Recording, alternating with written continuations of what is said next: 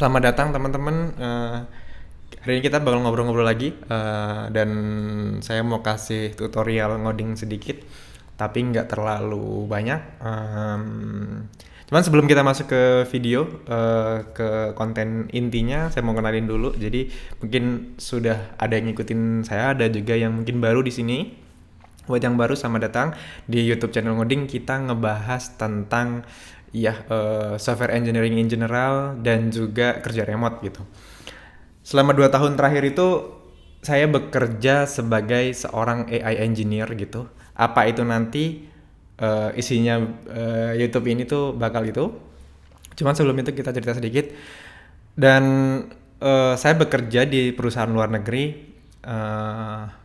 Udah hampir setahun lah ini ya. Itu saya bekerja sekarang di perusahaan dari Australia gitu. Bikin aplikasi AI untuk bantuin orang bikin better copywriting buat orang yang nulis iklan di Facebook, iklan di Twitter, atau iklan di Google, dimanapun itu. Itu adalah topik yang sangat luas. Next time kita bahas. Cuman di sini aku mau kasih sedikit gambaran buat teman-teman. Karena kemarin kebetulan aku lagi ngajarin ada temen ngajarin dia AI, dan ada impression buat dia yang aku ngerasa banyak teman-teman di Indonesia yang mengalami hal yang sama gitu. Jadi AI ini kan sebenarnya ngetrend, ya bisa kita bilang 2 tahun terakhir itu kita melihat muncul banyak sekali perusahaan-perusahaan baru yang berbasis AI gitu. Kalau saya sendiri belajar AI sudah sejak tahun 2017 gitu. Jadi bukan karena waktu lagi viral-viralnya, tapi emang udah dari lama. Cuman emang waktu di viral-viralnya ini saya ngerasa kayaknya ini waktunya yang tepat untuk serius di bidang ini gitu. Nah, sebagai catatan, saya bukan AI researcher gitu ya, bukan seorang peneliti AI gitu, yang mana itu juga adalah sebuah profesi sendiri. Kalau saya lebih ke AI engineer. Ya, AI engineer itu bisa dibilang itu ya kita yang emang integrasikan sistem artificial intelligence, kecerdasan buatan ke dalam aplikasi gitu. Nah, orang banyak yang berpikir bahwa AI itu menakutkan gitu, kayak misalnya kamu developer ya biasa gitu, software engineer biasa, back end atau front end, terus pengen nyobain jadi AI engineer, kayaknya wah itu topik yang sangat mengerikan, yang banyak sekali yang harus pelajari, which is bener juga, tapi sebenarnya untuk memulai itu tidak semenakutkan itu. Nanti akan saya buktikan. Ada juga orang yang bilang kalau mau jadi AI engineer itu kerjaannya ya cuman manggil API, which is true, tapi juga it's not true, karena ada banyak hal yang perlu kita pelajari sehingga kita bisa bikin sistem yang bagus. Sama kayak misalnya orang front end gitu, misalnya front end mah cuma ngoding HTML doang, pilih-pilih warna, copywriting sudah ready, tapi ternyata nggak di front end engineering itu ada namanya accessibility, responsive, kemudian UX, UI, dan ada banyak banget gitu. Jadi kalau untuk ngebuat sistem yang komprehensif, yang scalable, itu kan ada banyak hal yang perlu dipelajari gitu. Cuman kalau kita baru memulai, kita nggak harus mempelajari itu semua di awal. Nah kebetulan saya baru membuat website ini. Website ini tuh saya buat karena saya pengen ngumpulin resource yang saya konsumsi, bacaan-bacaan yang saya baca, kemudian juga platform-platform yang saya gunakan untuk teman-teman kalau misalnya kamu baru join atau mendalami bidang ini, kamu bisa gunakan ini. Namanya aiengineer.wiki.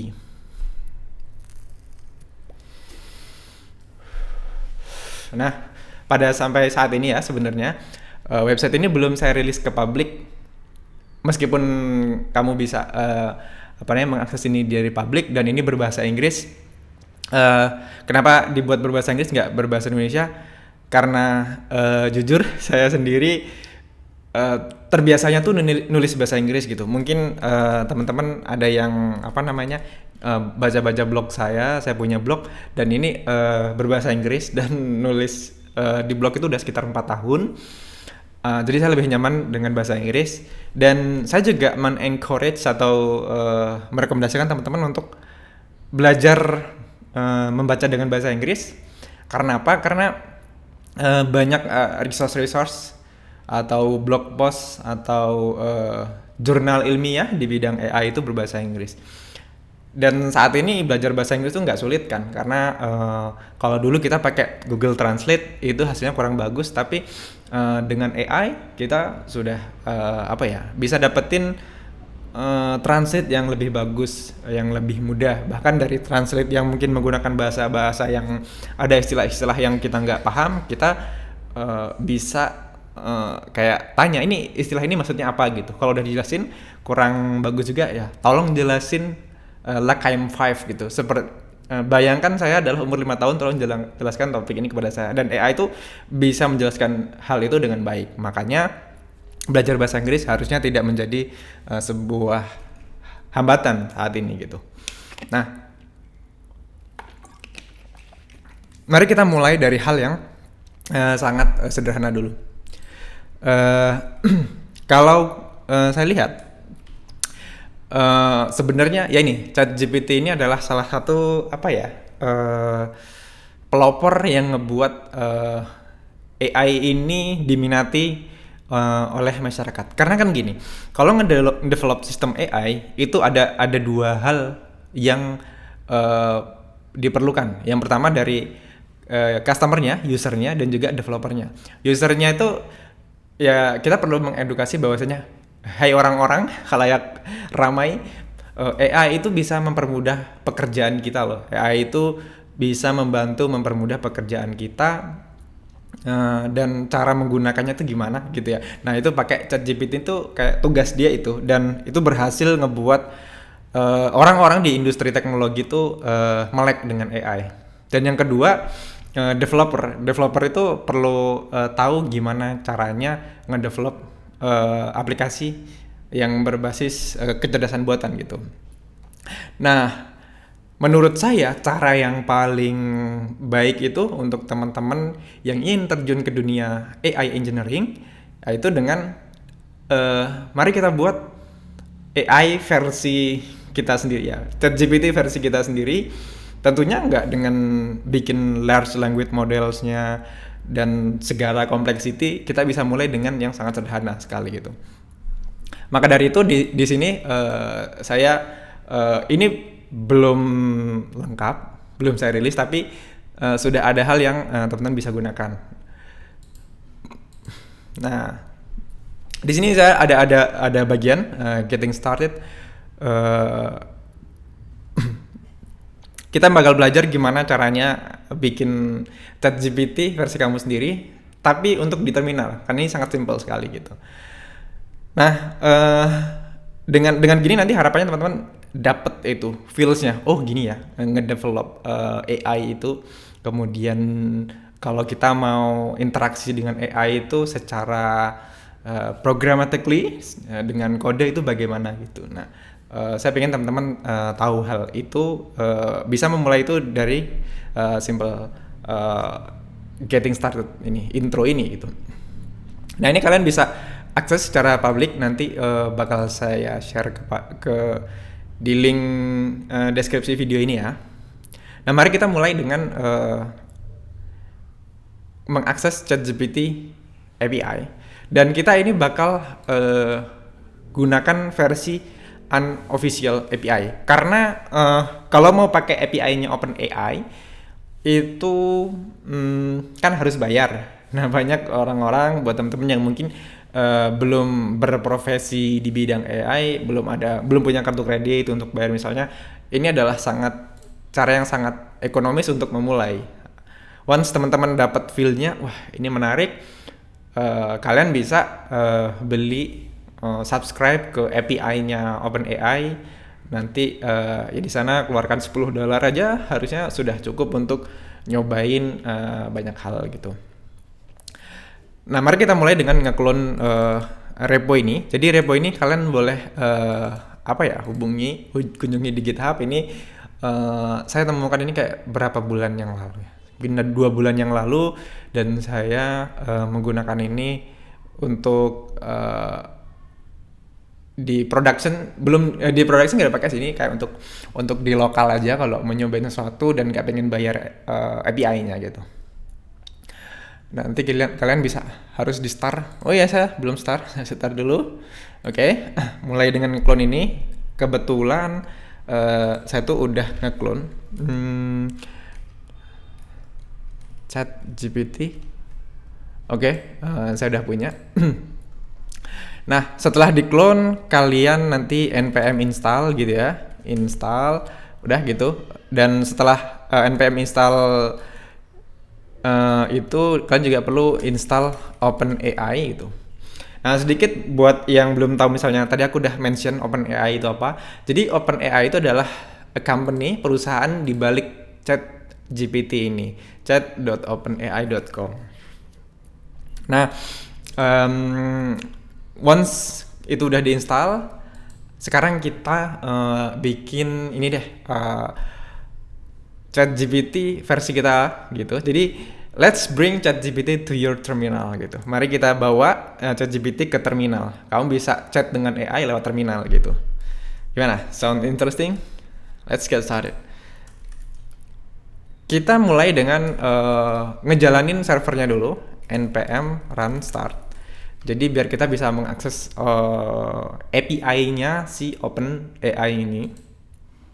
Habis itu kita bisa ya buka terminal baru lagi, kita bikin file baru.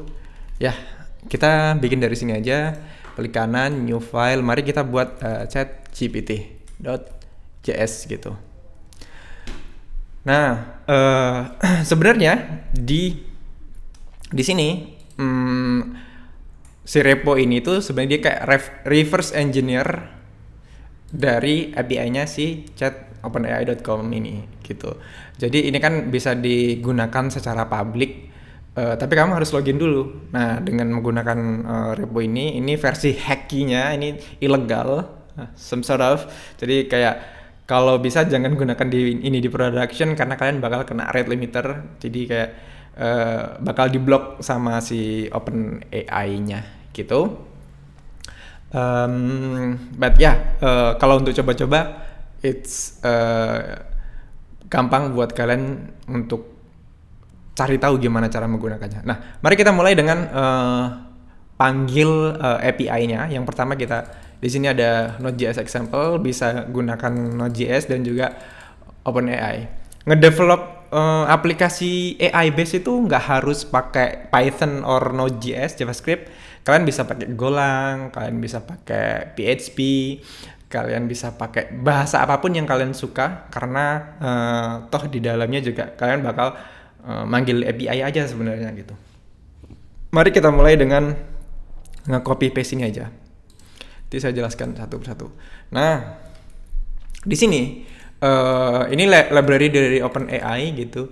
Lalu kita custom API-nya itu ya, ini kalau pakai API-nya OpenAI kalian harus masukkan API token-nya dan juga base URL-nya. Nah, di sini karena kita menggunakan versi hack-nya, karena tadi kita udah jalanin servernya ya, ini di localhost 3040. Kita buat kayak gitu, base-nya versi 1. Nah, sekarang kita bisa kalau saya copy ini di ChatGPT gitu ya. Kita paste di sini. This is a test gitu kan ya. Dia dijawab gitu. Nah, sekarang kita jalankan node chatgpt.js. Right. Dia bakal this is a test. Okay. Sounds cool kan? Congratulations, you just bring the ChatGPT to your terminal. Menarik kan ya? Oke. Nah, misalnya apa itu Indonesia? Ya. Nah, kalau kalian ketik ini, kalian bisa lihat ini dia kayak AI-nya mengetik gitu ya, ngasih efek ngetik buat kita. Nah, itu tuh sebenarnya streaming tag ya. Itu istilahnya streaming text. Dan ini menggunakan server send event teknologinya itu. Lalu gimana caranya kita ngebawa hal ini ke terminal kita? Oke, kita bisa copy pertanyaan ini, kita taruh di sini. Lalu kita coba buat itu jadi streaming. Nah, untuk enable streaming itu kita perlu tambahin parameter di sini, tinggal stream, gitu kan? True, ya. Karena dia itu streaming, kita perlu ngeloop responsnya. Nah, sekarang cara kita mengakses responnya nggak bisa begini lagi. Caranya itu for await, karena ini kan asing ya. Kemudian kita bisa const stream gitu ya. Mungkin ini kita buat response. Si chat completion ini hasilnya jadinya stream. Nah, of stream gitu. Sekarang kita bisa console log. console.log response choice atau kita log choice-nya dulu deh, response-nya dulu deh. Kalau kita jalankan node chatgpt.js, kita dapat respon JSON seperti ini. Nah, di sini kita lihat ada banyak data. Kita bisa ambil dari choice dulu. Choice ini array, dan isinya kita lihat ini kan array cuma satu. Makanya kita bisa ambil array pertama aja. Jadi kita choice, terus first item, terus kita lihat di sini index kita nggak butuh, finish reason kita nggak butuh, kita butuh delta. Nah, kita ambil delta. Kita lihat deh di delta ini isinya apa sih gitu. Oke, kita dapat teksnya. Di delta kita dapat konten, berarti kita bisa konten gini. Nah, sekarang kita coba jalanin lagi. Oke, kita berhasil. Cuman ini kan not readable ya, tidak bisa dibaca. Ini karena console log ini bakal ngeprint new line. Nah, caranya kita bisa pakai proses stdout write kayak gini. And let's see the magic happen. Oke. Indonesia adalah sebuah negara di Asia Tenggara yang dikenal dengan keindahan alamnya. See, you just bring the streaming tag to your terminal. Congratulations. Tidak menakutkan kan ya? Oke. Oke, ini menarik. Nah, sekarang mari kita bawa ini to the next level. Bagaimana caranya kita buat chat ini interaktif? Kamu bisa memberikan pertanyaan, lalu mengirim pertanyaan ke AI-nya, and then let AI answer your question. Mari kita mulai dengan nge-capture user input gitu ya. Kalau misalnya di sini saya tulis ya proses.stdin set encoding. Kita perlu ngeset encoding UTF-8 karena ini sebenarnya tidak perlu, cuman to make sure UTF-8 itu kayak encodingnya, sehingga input kita itu bisa di parse ke string yang dia encodingnya UTF-8. Karena kan ada ya input bisa kayak bahasa Cina, bahasa Korea, bahasa Jepang, itu kan kayak bukan standar tag, dan kita encode ke UTF-8 biar di parsingnya itu bisa dibaca oleh OpenAI-nya. And then proses kita perlu kasih prefix proses stdout write gitu aja, pertanyaan misalnya. Pertanyaan, terus kita spasi gini. Habis itu kita perlu proses.stdin terus resume. Nah ini resume. Nah kita perlu juga input, nge-capture input dari si user. Kita bisa proses.stdin on data. Dan kita mau jalankan async function di sini. Di sini ada ada input, let's say question, and then sekarang kita bisa jawab process.stdout right, hi to gitu. Nah, ini kita belum panggil AI-nya, cuman ini sebenarnya tidak ada hubungannya dengan AI. It just JavaScript things. Kamu bisa pakai library atau apapun. Cuman di sini kita mau cek apakah inputnya udah bisa. Pertanyaan apa itu? Hi to. Oke. Nah, sudah kan ya? Nah, sekarang mari kita buat si ini API call ke ChatGPT itu ke sebuah function. Let's buat tanya.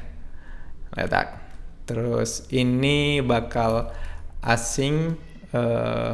Habis itu ini kita bisa accept question. And then di sini kita perlu sebuah variable let message. Ini untuk menyimpan conversation-nya. Sekarang setiap kali ada pertanyaan kita simpan ke, anggap aja message itu adalah database-nya. Message push ini role user, lalu content itu question. Nah ini ketika kita mau bertanya sesuatu ke ChatGPT, objek yang kita kirim itu adalah ini, role user content question. Nah sekarang kita bisa lakukan hal ini, dan si message ini kita ganti dengan variable message tadi. Dan di sini kan kita nge-capture-nya itu token tuh kayak kata per kata gitu. Kita butuh data yang lengkapnya sehingga nanti history conversation-nya bisa tersimpan sehingga AI punya konteks yang lebih. Nah untuk itu kita perlu let's say bikin sebuah variable namanya ya jawaban. Ini bisa empty string. Lalu jawaban ini bakal kita append dengan ya respon ini. Kita copy aja. Gitu kan. Lalu nanti di sini ketika selesai ngeprint pesannya kita push lagi. Di sini kita role-nya asisten. Role asisten ini tuh berarti dia jawaban dari AI. Kalau role user berarti pertanyaan dari kita, usernya, gitu kan. Dan kontennya adalah jawaban. Ya itu untuk menyimpan history conversation-nya, gitu kan. Dan kita sekarang bisa panggil itu di sini await, lalu tanya, and then question.trim. Kita mau question ini kalau ada spasi di awal, di akhir kita ambil biar dia lebih rapi yang kita kirim. Lalu setelah selesai kita tinggal proses stdout new line dan tanya lagi gitu ya. Oke, kita coba apakah ini berhasil atau tidak. Mari kita jalankan node chatgpt.js. Apa itu Indonesia? Gitu. Atau jangan Indonesia ya. Apa itu mie goreng? Karena saya lagi kepikiran mie goreng. Ya. Mie goreng adalah hidangan. Oke, si AI menjawab. Ini error. Oke, error. stdout. Oh iya, ini harusnya aku tambahin right. Oke. Mari kita mulai lagi ya. Kita coba lagi. Apa itu sate? Let's see. Sate adalah hidangan Indonesia yang terdiri dari bla bla bla bla dan bla. Right? Kita bisa tanya lagi. Berapa jenis sate yang ada di dunia? Ada banyak variasi sate dan bla bla bla. Sate ayam, oke, sate sapi, sate kambing, sate babi. Oh. sensitif, haram. sate Madura, sate and etc. Nah, itu adalah basic gimana cara berinteraksi dengan OpenAI gitu ya. Jadi OpenAI itu perusahaan yang punya ChatGPT. Kita bisa menggunakan ada banyak perusahaan lain yang dia menyediakan jasa LLM yaitu atau Large Language Model.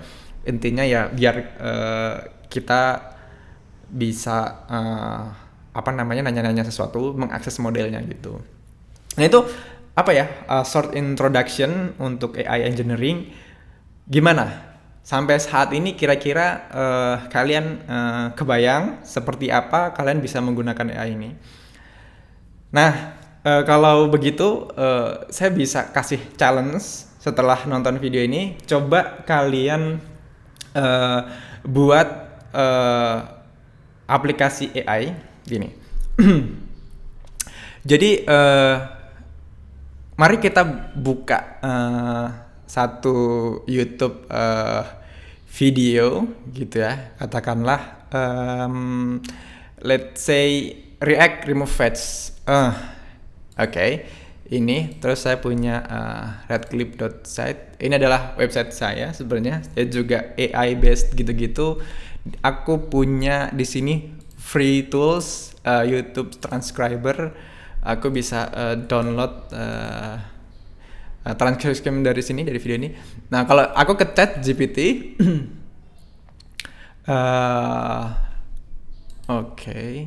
ChatGPT kita bisa bertanya please summarize gini ya. Tolong buat kesimpulan dari teks di atas dalam bentuk list gitu. Jadi bayangin, ini video berbahasa Inggris, right? Kamu bisa bertanya dalam bahasa Indonesia dan kamu bisa dapat jawaban. Nah, sekarang nih saya challenge teman-teman buat coba bikin command line interface yang kalian bisa let's say given YouTube URL, kalian panggil itu pakai API, dan saya punya API gratis buat kalian, api.ahmadrosid.com. Di sini saya punya YouTube transcript. Kalian bisa gunakan ini ya untuk panggil API, dapat transkrip dari YouTube, dan kalian bisa chat dengan YouTube video. Kalian bisa tanya transcription itu, kalian bisa minta kesimpulan itu. Kalian juga bisa bertanya for example like what is fetch gitu kan. Jadi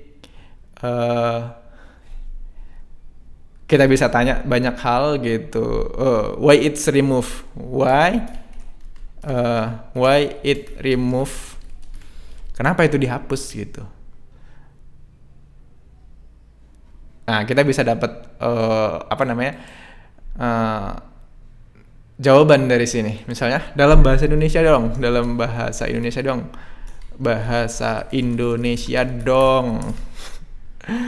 Ya. Nah, itu. Oke, kita dapat jawaban dalam bahasa Indonesia. Bayangin, ini ngebuat kita jadi lebih efektif menonton video YouTube, dan kita bisa bertanya gitu, dan itu bisa dijawab. Dan kita memberikan konteks ke AI-nya untuk menjawab pertanyaan kita. Oke, challenge-nya itu coba bikin aplikasi chat dengan YouTube video. Mungkin itu aja. Kalian bisa akses aiengineer.wiki ini, dan jangan lupa subscribe ke YouTube channelnya Ngoding. Ntar saya bakal bikin video, karena topik AI engineer itu sangat besar sekali dan banyak hal yang harus kita pelajari. Tapi ini gak perlu buru-buru. Kalian bisa mulai dari sini dulu, bikin ChatGPT di terminal. Dan habis itu kalian ya bebas berinteraksi atau bereksperimen mau bikin apapun. Cukup sekian, mudah-mudahan bermanfaat. Jangan lupa subscribe ya, karena kita bakal banyak bikin video tentang AI lagi. Cukup sekian, bye-bye. Sampai ketemu di video berikutnya. Dadah.